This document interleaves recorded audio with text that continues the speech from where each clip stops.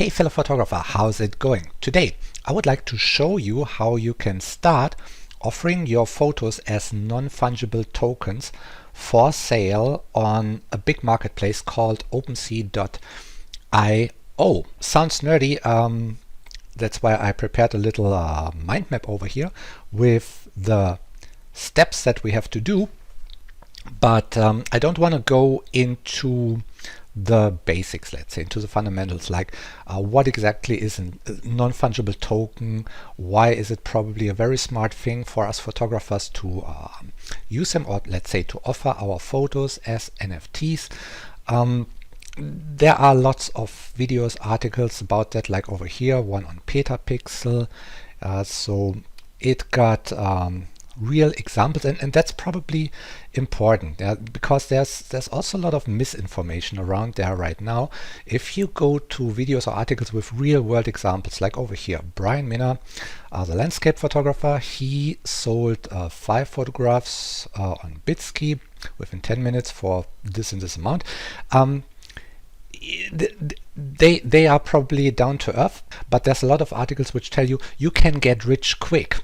But actually that's hype, of course, like always. I mean, yeah, the NFT space, it is growing and some people got rich, but most probably this is not going to happen to us.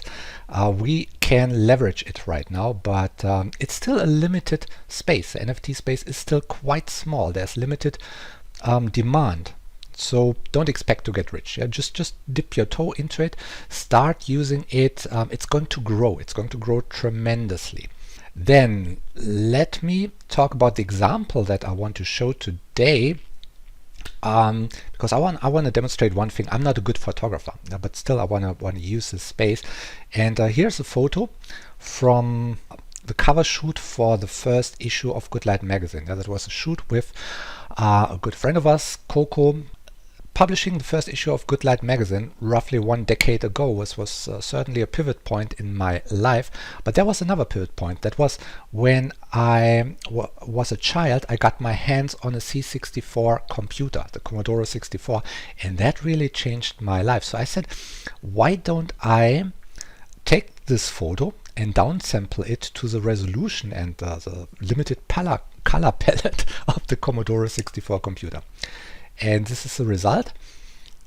And I just hope that I can bring across a bit of my nostalgic feelings from the 80s with this little pixel art thing. This is going to be the example for today that I will upload on a brand new account. And I want to walk you through all the steps. So let's get back to our mind map.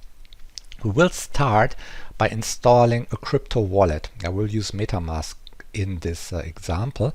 We definitely need an Ether wallet because we need something which holds some currency, some Ether currency, and something that can store our NFTs if we're dealing with them.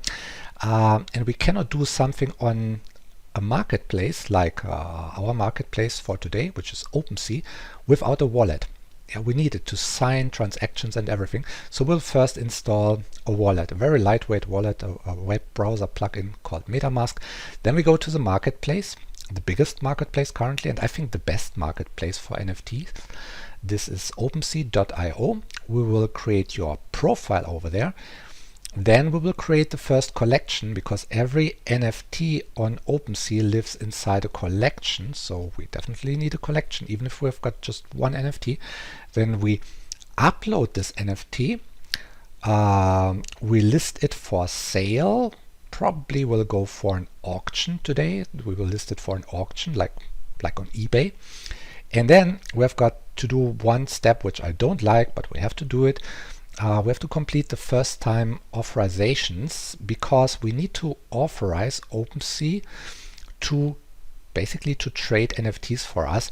And this is a transaction on the blockchain. Everything else, uploading your NFT and so on, it doesn't go onto the Ether blockchain at this point, not at all.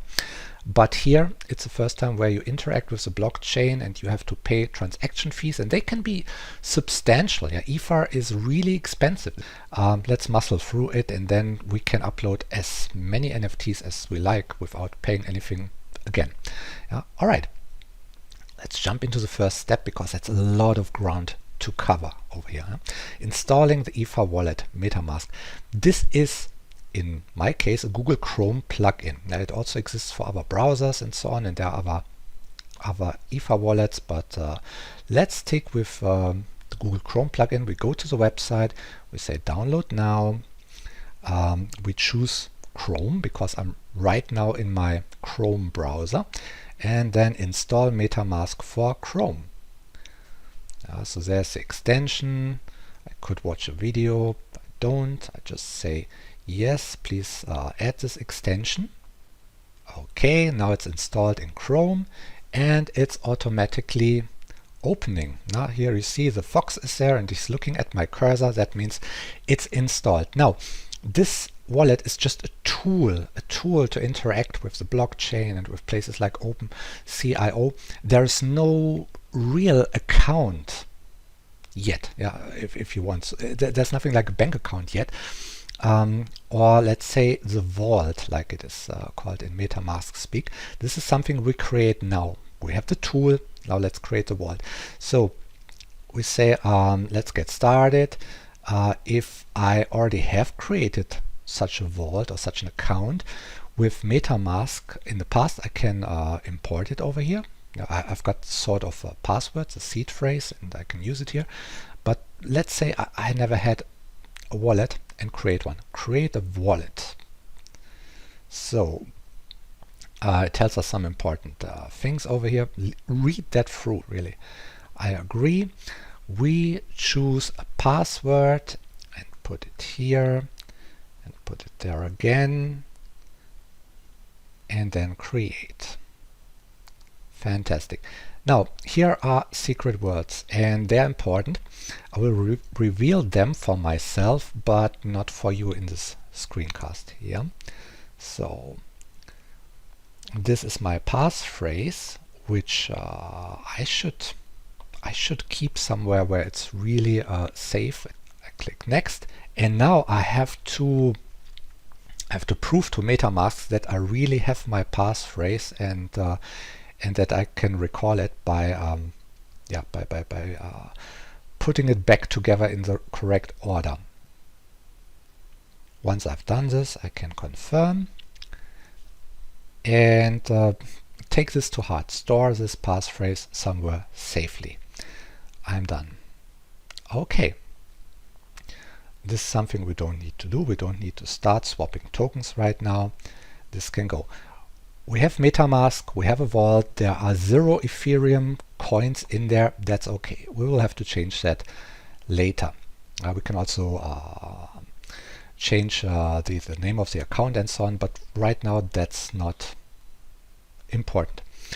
Okay, step number 2. We want to create our profile on Opensea. We go to opensea.io. Okay, and over here in the corner is the profile area. We click on my profile, and then we have to sign in with MetaMask, with the wallet that we just installed.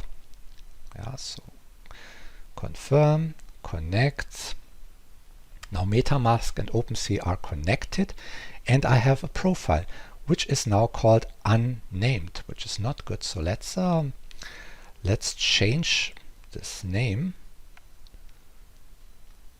You see some clicks over here. They always require me to sign this request with MetaMask. Now username. Let's try Michael64. Why not? Bio. As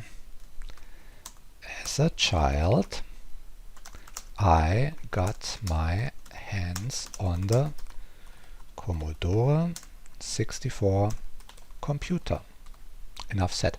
The email address over here, I think over here you can use your regular email address. It doesn't have to be something secret. That's all fine. Now I have to click on a link in a confirmation email to verify that I had this email address. Okay, I clicked the link in the email.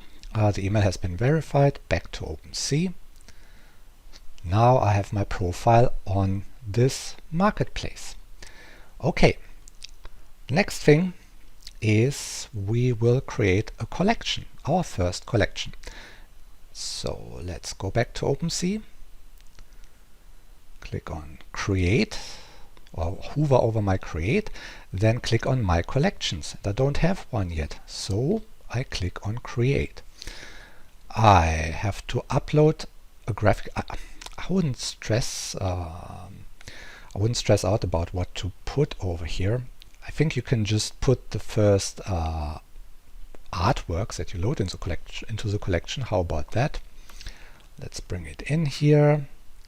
This is what we will upload. Okay, the collection name. In my case, I want to call it Raster Interrupts. And the description, yeah, let's say creativity is fueled by limitations. Okay, create. I have my first collection. Okay. Now, back to our mind map. Next thing is uploading our first NFT. We upload the artwork and then we supply some meta information, let's say. Let me get you through that. So, add item. Add new item. Drag and drop a file. We will go here. This is a file that I want to upload, so I put it here. And I will name it Coco64. External link. I don't have anything that is super relevant to this artwork, so I don't put it here. I mean, everything I could put there would just be a distraction from this. I know it's tempting to put your homepage here into this external link and so on, but in many cases it's not going to make any sense to the buyer of the artwork. It will not lead him to a purchase. So I would typically not put anything over there until it's super relevant. Description. This is a field where I want to describe the artwork to the potential buyer, and also I want to mention keywords that he's probably searching for, because this field is indexed in or this whole entry is indexed in search engines, and I want to give a potential buyer the chance to find what he's looking for, right? So in my case, I would now start with female portrait. This is a keyword for me. Token. I mean, there's nothing like a special female portrait token, but this is a token of a female portrait, so I say it's a female portrait token just because. I say the format is PNG and it's 3200 by 2000 pixels. I want to bring in C64 as a keyword, the Commodore 64, so leveraged, the pixels are leveraged in C64 resolution. That would be 160 by 200 pixel in C64 multicolor mode. And now I bring in something else, 16 colors, just to mention Commodore 64, which would be another search term for me, based on Commodore 64. Alrighty, that's my description. Now we've got properties over here, see like levels and stats, and you already see this is more geared towards gaming. Leave them alone. I mean, if you're really familiar with everything, maybe you can use the properties to somehow sort through large collections or organize large collections, but for right now, leave them alone. Unlockable content. You can unlock something for the buyer. Sounds tempting, but unless it is super relevant to the artwork, and unless you really have something, leave it alone. At least for your first NFT, don't worry about it. Looks all fine, so I say create. And this created the item on Opensea, not on the blockchain yet, and it's not, nobody can buy it, but it exists on this Opensea platform. It exists. All right, so let's go to the next step, which is list it for selling. We click on sell, and then I would say choose the auction over here, highest bid. I mean, set price is also fine, you could do that, but auction is more fun, and you could say the minimum bid amount in Ether, in Ethereum, is quite low. Let's say it's 0.01 Ether, which is actually not so super low, but it's not much. Create a hidden limit by setting a reserve price. Just leave that at 1 Ether, which means if the auction ends below 1 Ether, then you can choose whether or not you accept the highest bid. And you can still say, no, I don't want to sell it actually. Okay, expiration date, I would definitely go with a short duration, 5 days, maybe even 3 days, but I wouldn't choose never, because it's easier to wait until the auction is done than it is to cancel the whole listing. Here you are told what fees would apply in case it is sold and so on. That's all fine. So why not go ahead and post your listing? Even though if this is the first time you ever post a listing, you will run into one thing, like we already discussed when I listed the steps. Initialize your account first. And this is what we have to do now. Metamask pops up and it says, okay, the gas fee for this transaction, for this initialization, are 0.08 Ether, and that is a whopping $172. I mean, this is the highest, by far the highest transaction fee for this initial account authorization that I've ever seen. But okay, it is what it is. Now you can bring it down a little bit. You can edit, and then over here you see slow, $166. So if you can wait a couple of hours, let's say, choose slow to bring it down, then you pay less gas, but your transaction process is slower. Otherwise, just leave it on average, like over here. So to get the Ether into our wallet, let's go for a moment to the homepage of the wallet. Now, there is a button buy. If I click this button, I can purchase Ether through a service called Wire, and this is probably the easiest thing for most of us to do this. I could continue here, and this, whatever is shown here and this flow, this is country specific. For me, this is probably different than it is for you, but most probably you will have an option to buy over here.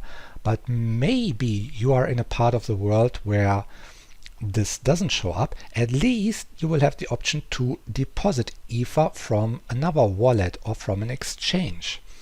In my case, for example, I have my cryptocurrency, including Ether, on an exchange called Coinbase. And what I can do is I can send Ether from my Coinbase account to my wallet over here using this code. Over here, this is my public wallet address of my Metamask wallet, and now I can go to Coinbase and send 0.9 Ether or something to 0.09 Ether to this address. This is an option. Now you have both options. Now I will do that without showing you the process, of course, because there's some security relevant information. What you would do is just follow this buy flow over here. All right. Okay, it seems to have arrived. Let's go back to OpenSea and our dialog. Oh yeah, now I can confirm it. Let's confirm that. Click on confirm. And now I'm paying this gas fee, which is basically a transaction fee for this authorization transaction. I hope when you do this that your gas fee will be substantially smaller. Since this authorization is a transaction which takes part on the blockchain, it might require quite a few minutes, so you might want to just leave it running and go do something else. This will take care of itself, and after a while it's done. Okay, there we go. This has passed. Oh, I still have to confirm that OpenSea can trade in wrapped ether, which is, let's say, a derivative, a more usable form of ether, which cost me another $20. I can't believe that. Okay, let's confirm it. But one good thing about this initial transaction costs are that only people go onto this platform and only people start doing something with NFTs who are halfway serious about it. Because there is a little cost of entry, so the market gets not spammed with the stuff of everybody. Even though there's for sure enough people flocking in, but there is a little bit of a barrier of entry, which I think is a very good thing, and that makes me kind of happy paying a little bit of entrance fee. Okay, and this completed. OpenSea is listing the item. I have to sign it. And there we go. Yippee! The item is listed. I'm on OpenSea with the first NFT. Alright, this was already step 6 in our mind map actually. So this free plus gas transaction, which can cost, wow, 180 US dollars. That's a lot, but like I said, I'm happy to pay this entrance fee into this world of NFTs. That's it's worth it, and it keeps people out of this space, which we don't want in this space. So right now, when it's listed, it would be fantastic if within the first 5 days there would be somebody purchasing this token, because a lot of buyers on this, or a lot of collectors on this platforms, they are looking for people, for artists who are new and who sold something. They browse it for that. So that would bring me into that search results that they might have. So if I, or let's say if you have any social following that might include potential buyers for you, then now it's a great moment to use this share features of OpenSea over here and post about your newly listed NFT on Facebook and Twitter or wherever else you have followers. This would be a good idea, because you want to sell at least the first thing fast if you can. If not, don't sweat it. It's okay. Then sell it later. You just entered this world. That's already a big step. That's cool. But if you can, sell the first one fast.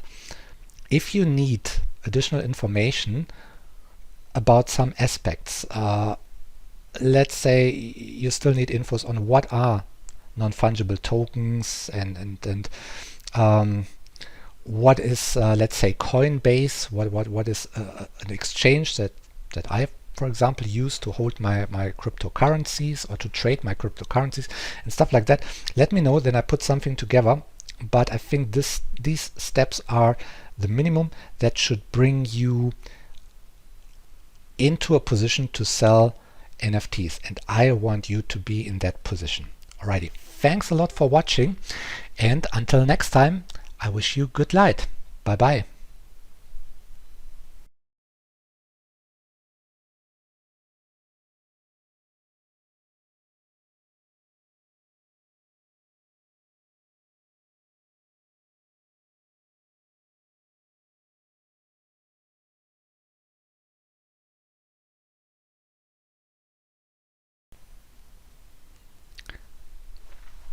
the transaction fees for um, authorizing OpenSea to trade NFTs for you, they can be substantial. Now that can be anything between $50 and probably even $200. Haven't seen such a high transaction fee so far, but that's possible. Even more would be possible.